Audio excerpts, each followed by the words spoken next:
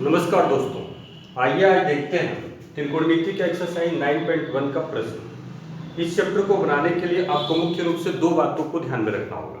पहला उन्नयन कोण और दूसरा अवनमन कोण। आइए देखते हैं पहले उन्नयन कोण होता क्या है। तो उन्नयन कोण में होता क्या है कि देखने वाला नीचे होता है और वस्तु जो है ऊपर होती है। वस्तु जो है ऊपर होता है और देखने वाला नीचे होता है। तो देखने वाले के आंख पर वस्तु के द्वारा जो कोण बनता है उसी कोण को उन्नयन कोण कहते हैं।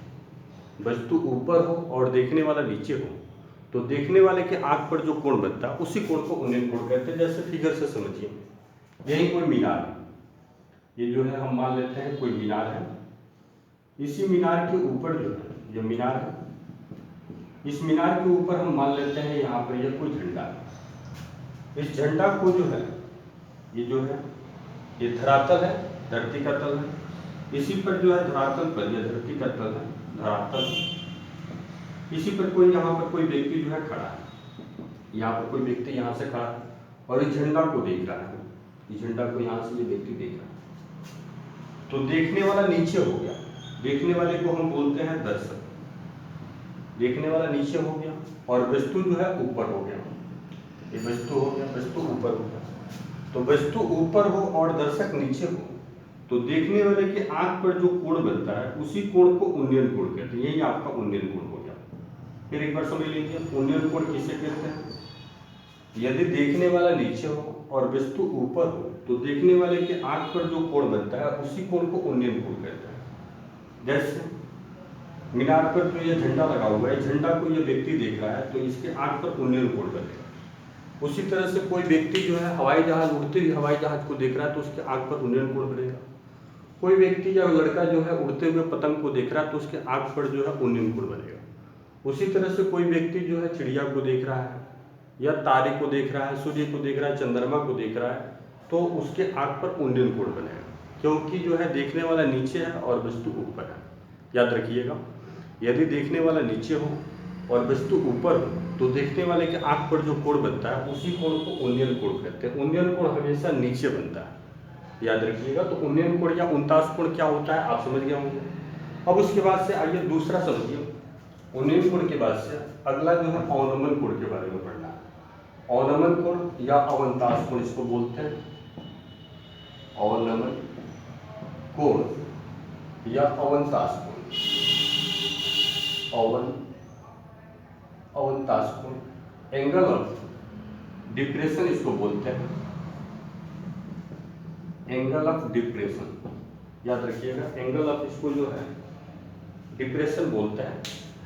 चलिए, एंगल ऑफ डिप्रेशन क्या है इसके लिए आप ध्यान से समझिए। इसका ठीक उल्टा होता है। इसमें होता क्या है, इसमें भी हम एक फिगर के द्वारा इसको समझा, बिल्कुल ही आसान है। इसमें होता क्या है कि देखने वाला ऊपर हो जाता है और वस्तु नीचे हो जाता है। देखने वाला ऊपर हो जाता है और वस्तु नीचे हो जाता है तो देखने वाले के आंख पर जो कोण बनता है उसी को हम जो है अवनमन कोण या अवंतास कोण कहते हैं। ध्यान से देखिए, फिगर को देखिए, फिगर के द्वारा समझिए। जैसे यही कोई जो है, यहाँ जो है कोई घर है, ये घर, इस घर के ऊपर जो है कोई लड़का यहाँ पर बैठा हुआ है, यहाँ लड़का जो है खड़ा है। यह लड़का जो है यहाँ से आती हुई सड़क है, यह सड़क है। इस सड़क पर आती हुई जो है गाड़ियों को देखता है। यही कोई गाड़ी है, यहाँ जो है कोई गाड़ी है। तो यहाँ पर जो है दर्शक यानी देखने वाला जो है ऊपर हो गया और वस्तु जो है यह गाड़ी जो है वह नीचे हो गया, यह वस्तु हो गया।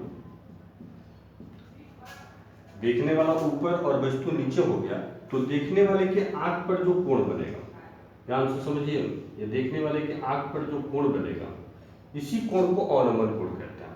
ये जो है आपका अवनमन कोण हो गया, अवनमन कोण।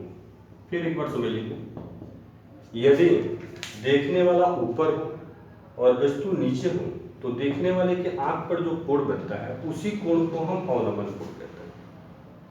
कोई दिक्कत नहीं होना चाहिए। अवनमन कोण जो है हमेशा ऊपर बनता है, अवनमन कोण जो है हमेशा ऊपर बनता है।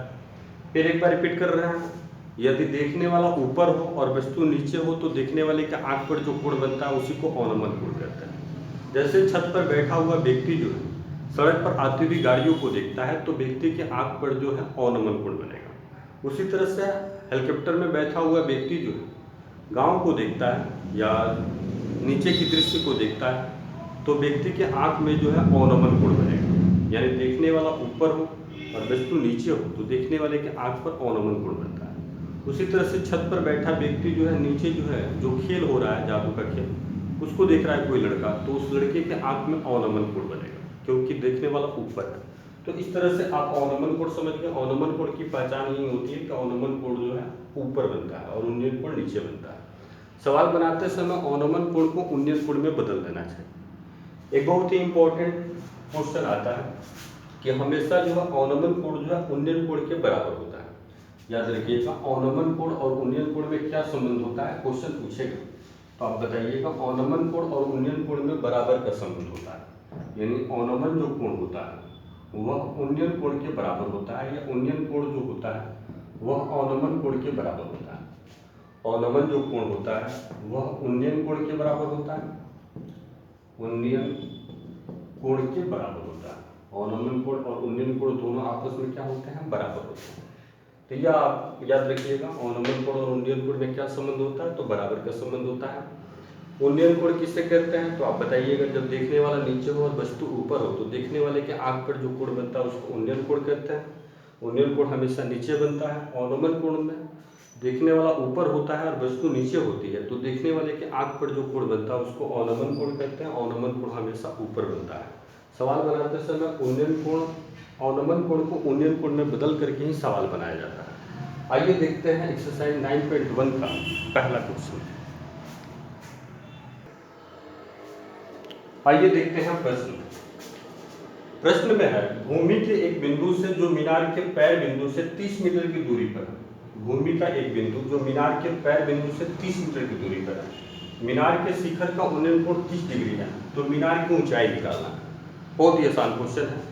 आप एक एक लाइन पढ़िए और उसके अनुसार फिगर भी बनाइए, बिल्कुल आसान। कह रहा है कि भूमि के एक बिंदु से, तो भूमि का एक बिंदु हम मान लेते हैं यही भूमि का कोई बिंदु है।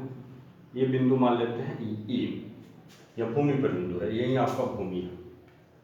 कह रहा है कि भूमि पर एक बिंदु है तो भूमि पर एक बिंदु ए मान लीजिए जो मीनार के पैर बिंदु से 30 मीटर की दूरी पर है। यह भूमि पर ये जो बिंदु है यह मीनार, इसके सामने जो है मीनार है, यही मान लेते हैं कोई मीनार है। यही जो है हम बीसी मीनार मान लेते हैं। यह बीसी जो है कोई मीनार है, इस तरह से मीनार इसको मान लेते हैं। यह मीनार है।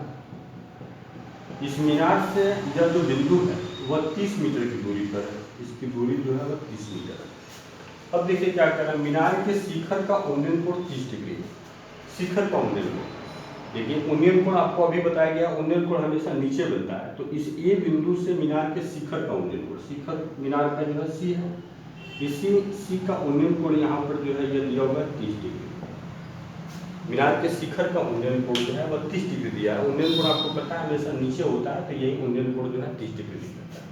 अब देखिए कह रहा है मीनार की ऊंचाई निकालना है। मीनार की ऊंचाई यानी बीसी का मान निकालना है, बिल्कुल आसान।